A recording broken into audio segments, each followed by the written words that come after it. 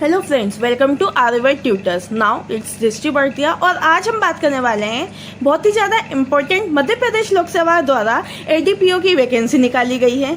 So guys, हमें कुछ महत्वपूर्ण जानकारी इम्पोर्टेंट है, याद रखना है। जैसा कि हमें पता है कि गृह विभाग मध्य प्रदेश शासन द्वारा ऑनलाइन आवेदन करने की अंतिम तिथि 16/7/2021 है। अब इसमें हमें याद रखना है कि सहायक जिला लोक अभियोजन अधिकारी की कुल 92 पदों के लिए भर्ती आमंत्रित की जाती है। अब इसमें शैक्षणिक अर्हता हमें निम्नानुसार या शैक्षणिक योग्यता हमें देखना है। जैसा कि हम जानते हैं कि किसी भी मान्यता प्राप्त विश्वविद्यालय से विधि में उपाधि या समकक्ष हो, साथ ही साथ रोजगार पंजीयन या अभ्यर्थी का मध्य प्रदेश राज्य के रोजगार कार्यालय में जीवित पंजीयन होना अनिवार्य है। तीसरी चीज भी याद रखना, हमें प्रथम श्रेणी वाले या बाद में विधि व्यवसाय के 2 वर्ष पूर्ण करने वाले उच्चतर अर्हता वाले व्यक्तियों के लिए अधिमान्यता दी जाएगी। साथ ही साथ हमें याद रखना है कि अधिमान्यता के संदर्भ में स्पष्टीकरण अंतिम चयन के स्तर पर समान अंकों की स्थिति में अधिमान्य अर्हता रखने वाले अभ्यर्थी को वरीयता दी जाएगी। मीन्स हमें ये याद रखना है कि पहले इसका प्री है, फिर इंटरव्यू है। तो इंटरव्यू में जिनकी हम बोल सकते हैं कि सीनियरिटी जिन्होंने मेंटेन की है, उन्हें प्रायोरिटी दी जाएगी। अब आवेदन करने की अंतिम तिथि जैसा कि हम जानते हैं 16/7/2021 है, बल्कि फॉर्म 17/6/2021 को स्टार्ट हो चुके हैं। साथ ही साथ हमें ये याद रखना है कि आवेदन ऑनलाइन आवेदन पत्र की सावधानी पूर्वक जांच कर लें और ऑनलाइन आवेदन पत्रों में दिनांक 25/6/2021 से दिनांक 18/7/2021 तक त्रुटि सुधार किया जा सकता है। इस हेतु सुधार सत्र में हमें पता होना चाहिए कि 50 रुपए त्रुटि सुधार शुल्क भी देय होगा। आवेदक त्रुटि सुधार हेतु MP ऑनलाइन के अधिकृत कियोस्कों की सेवाओं का उपयोग कर सकते हैं। त्रुटि सुधार अवधि समाप्त होने के बाद किसी भी प्रकार का परिवर्तन मान्य नहीं होगा तथा श्रेणी और वर्ग परिवर्तन विषय में समस्त आवेदक सरसरी तौर पर अमान्य किए जाएंगे तथा आयोग द्वारा इस संदर्भ में आवेदक से कोई पत्र व्यवहार नहीं किया जाएगा। ये भी याद रखना है हमें। और जैसा कि हम जानते हैं कि विज्ञापन के संदर्भ में आवश्यक सूचनाएं हमें MPPSC-demo.in से भी मिल जाएगी और MPPSC.nic.in से भी मिल जाएगी। ये कुछ निम्न वेबसाइट्स हैं जिन्हें हम फॉलो कर सकते हैं। अब इम्पोर्टेंट बात यह है कि आयोग की परीक्षा और चयन प्रणाली निष्पक्ष एवं पारदर्शी है। किसी एक व्यक्ति द्वारा इस प्रणाली को विफल कर किसी व्यक्ति को लाभ पहुंचाने की संभावना नहीं है। अतः किसी व्यक्ति द्वारा सीधे या किसी अन्य के माध्यम से लाभ पहुंचाने का दावा किया जाता है तो ऐसा व्यवहारिक रूप से असंभव है। अतः ऐसे व्यक्ति के बहकावे में ना आए और उस व्यक्ति की संपूर्ण जानकारी प्राप्त कर सूचना विलंबन आयोग को दें ताकि ऐसे व्यक्तियों के विरुद्ध समुचित कार्यवाही की जा सके। सूचना देने वाले का नाम पता गोपनीय रखा जाएगा। उक्त विज्ञापन का अंतिम चयन परिणाम याचिका क्रमांक 25181/2019 के अंतिम न्यायालयिक निर्णय के अध्ययन रहेगा। अब इम्पोर्टेंट है, हमें याद रखना है इसमें कि पद का नाम, रिक्त पदों की संख्या कितनी है। रिक्त पदों में मध्य प्रदेश की मूल निवासी महिलाओं के लिए हम बोल सकते हैं कि महिला कोटे की सीट अलग है इसमें, और दिव्यांग हम बोल सकते हैं कि PH या फिजिकल हैंडीकैप की सीट्स अलग है। टोटल मिला के 92 सीट है, जिसमें सहायक जिला लोक अभियोजन अधिकारी या ADPO की सीट हम अगर देखें कि रिक्त पदों की संख्या में देखें तो रिजर्व कोटा SC ST और OBC में 15, 18, 25 है, बल्कि EWS अगर हम इकोनॉमिकल वीकर सेक्शन की बात करें तो 9 है। अगर हम अनरिजर्व्ड या जनरल की बात करें तो 25 है। साथ ही साथ अगर हम रिक्त स्थानों में निवासी महिला या हम बोल सकते हैं कि महिला सीट की बात करें तो जनरल में 8, SC में 5, ST में 6 और OBC में 8 और EWS में 3 है। साथ ही साथ अगर हम हैंडीकैप की बात करें तो OH में 1, VH में 2 और HH में 2 और MD में 1। जैसा कि हमें पता है ऑर्थोपेडिक हैंडीकैप में 1 है। विजुअल हैंडीकैप की बात करें तो 2 पद हैं और हियरिंग हैंडीकैप की बात करें तो भी 2 पद हैं और साथ ही साथ मल्टीपल डिसेबिलिटी की बात करें तो सिर्फ 1 पद खाली है। अब पद का विवरण, जैसा कि हम जानते हैं कि पद का नाम सहायक जिला लोक अभियोजन अधिकारी है। यह विभाग का नाम गृह विभाग रहेगा और श्रेणी राजपत्र द्वितीय श्रेणी, या हम बोल सकते हैं ग्रेड 2 की या ग्रेड की यह पदवी रहेगी। साथ ही साथ परिस्थिति स्थायी तौर पे रहेगी। वेतनमान, जैसा कि हम जानते हैं कि 34,800 प्लस 4200, तो लगभग ये आपकी 35 और हम बोल सकते हैं कि 39,000, साथ ही साथ आपका 9,300 उसमें प्लस होके बनेगा, जो ग्रेड पे बनेगी आपकी। ये प्रसारित आदेशों के अनुसार महंगाई भत्ता एवं अन्य भत्ते दे होंगे। इम्पोर्टेंट बात यह है कि ये वेतनमान छठे वेतनमान आयोग अनुसार ही रहेगा और सातवें वेतनमान में तदस्थानी, या हम बोल सकते हैं कि वेतनमान दे होगा, मतलब सातवें वेतनमान लग के आपको मिल सकता है। अब पद के कर्तव्य, ये भी इम्पोर्टेंट है। पद के कर्तव्य, अगर हम किसी पद के लिए जाते हैं तो उसके हमें कर्तव्य भी पता होना चाहिए। मध्य प्रदेश में जिला स्तर या तहसील स्तर पर दंडिक मामलों में न्यायिक मजिस्ट्रेट न्यायालय में राज्य की ओर से लोकहित में पैरवी करना होगा, जिसमें हमें पता है कि चारों चीजें इंपॉर्टेंट है। सेक्शन का अर्थ हमने जैसा देखा है, और रोजगार पंजीयन, साथ ही साथ अधिमान्यता के संदर्भ में स्पष्टीकरण, ये हमें चारों बातें याद रखनी है। अब बात करते हैं इम्पोर्टेंट आयु सीमा। आयु सीमा जैसा कि हमें पता है 21 वर्ष से लेके 40 वर्ष की आयु पूर्ण ना की हो, ऐसे ही अभ्यर्थी इसमें चयनित हो सकते हैं। आयु गणना की तिथि जैसा कि हम जानते हैं 1/1/2022 तक की रहेगी। आयु सीमा में दी गई छूटों के हम बोल सकते हैं कि हम पृष्ठ 1 पे देख सकते हैं। और अधिक वार्षिक आयु, जैसा कि हम जानते हैं कि अधिवार्षिक आयु रहेगी 62 वर्ष, मीन्स रिटायरमेंट ईयर हम बोल सकते हैं। अब सबसे इम्पोर्टेंट हमें यह भी याद रखना है इसमें, परीक्षा में प्राप्त अंक के गुणांकक्रम के आधार पर विभिन्न वर्गों में किस तरीके से रिक्त में 3 गुना तथा समान अंक प्राप्त करने वाले अभ्यर्थियों को साक्षरता में अभिलेख प्रस्तुत करने हेतु सफल घोषित किया जाएगा। मीन्स अगर 3 गुना, मान लीजिए अगर बोल सकते हैं हम कि 10,000 स्टूडेंट बैठे हैं, अगर सिलेक्शन सिर्फ 10,000 में से 1,000 का होगा, तो मान लीजिए आप कि अगर 10,000 में से 9,000 सिलेक्शन होते हैं तो 9,000 में से 3 गुना हम बोल सकते हैं कि 1,000 के बराबर, मतलब 3 गुना उसके 1,000, 2,000, 3,000, 3 गुना भर्ती की जाएगी। साथ ही साथ परीक्षा में सफल होने के लिए अभ्यर्थियों को प्रश्न पत्र के दोनों भाग में पृथक कम से कम 40% अंक अर्जित करना अनिवार्य होगा। पेपर 2 सेक्शन में ए और बी दोनों में 40-40 अंक अर्जित करना अनिवार्य रहेगा।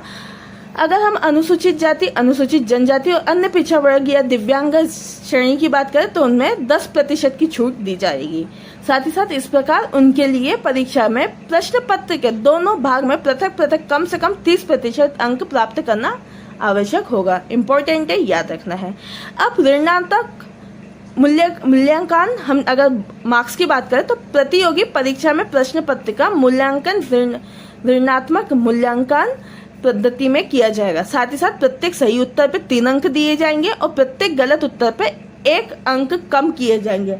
मीन्स हम बोल सकते हैं कि अगर हमारा क्वेश्चन सही होगा तो +3 मार्क्स है, और अगर गलत होगा तो हमारे पास जितने प्लस मार्क्स आए हैं उसमें से -1 होते जाएंगे। मान लीजिए 1 क्वेश्चन है तो -1, 2 है तो -2, 3 है तो -3, इस तरीके से चेंज होते जाएंगे।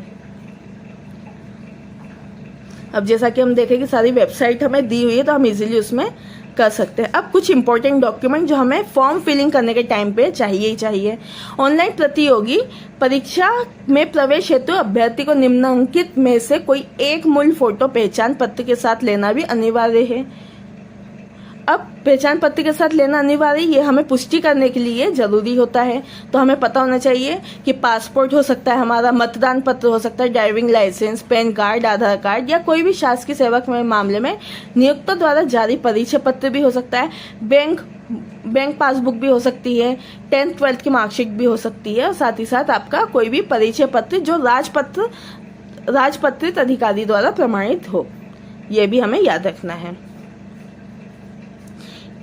अब हमें एग्जामिनेशन फॉर्म के लिए, आवेदन प्रक्रिया के लिए या एप्लीकेशन फॉर्म फिल करने के लिए हमें हमारी हमारी ईमेल आईडी होनी चाहिए, हमारा SMS अलर्ट एक करेक्ट नंबर होना चाहिए जो हमेशा चालू रहे।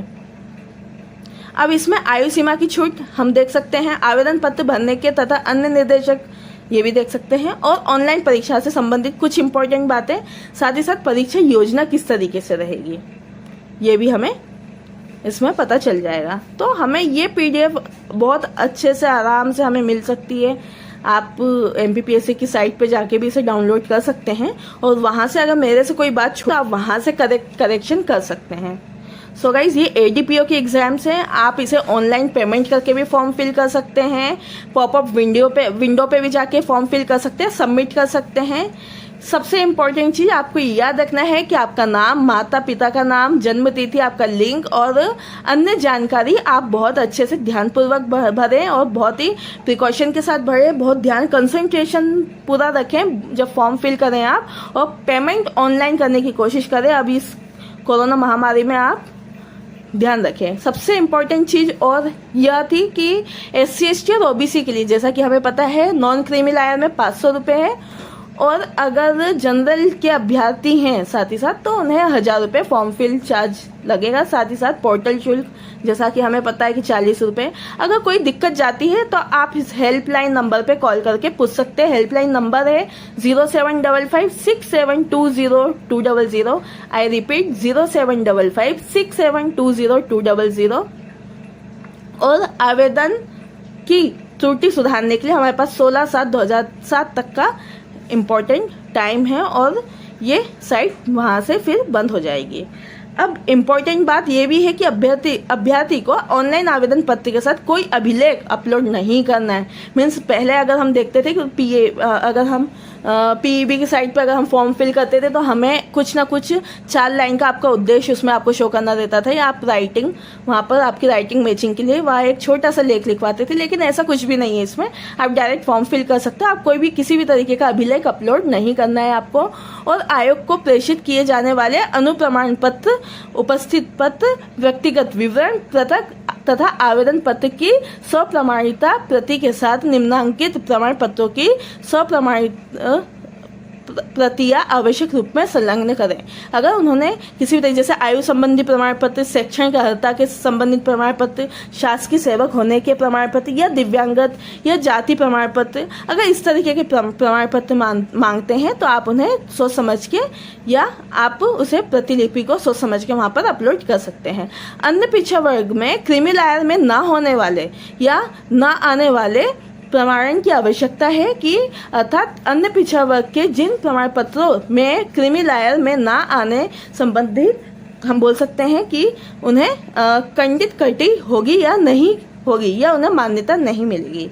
इस संदर्भ में अन्य पिछड़ा वर्ग के अभ्यर्थी को निम्न अनुसार घोषणा पत्र प्रस्तुत करना पड़ेगा। अगर ऐसे अभ्यर्थी जो OBC में नॉन क्रीमी लायर में नहीं आते हैं, क्रीमी लायर में आते हैं या नॉन क्रीमी लायर में आते हैं, तो उन्हें नॉन क्रीमी लायर का एक डिक्लेरेशन फॉर्म या घोषणा पत्र प्रारूप को फिल करके अपलोड करना पड़ेगा। ये फॉर्म के साथ आपको अटैच करके दिया है, ये आपको याद से भर के उसमें अपलोड करना है और ये साक्षरता के पूर्व आपको जमा करना है। साथ ही साथ कुछ इसकी गाइडलाइंस है, इंपॉर्टेंट पॉइंट्स है जैसा कि हमने देखा अभी, और ये टोटल 15 पेजेस की PDF है जिसमें कुछ इंपॉर्टेंट नंबर्स भी दिए, हेल्पलाइन नंबर्स भी दिए हैं। अब अगर हम टाइमिंग की बात करें,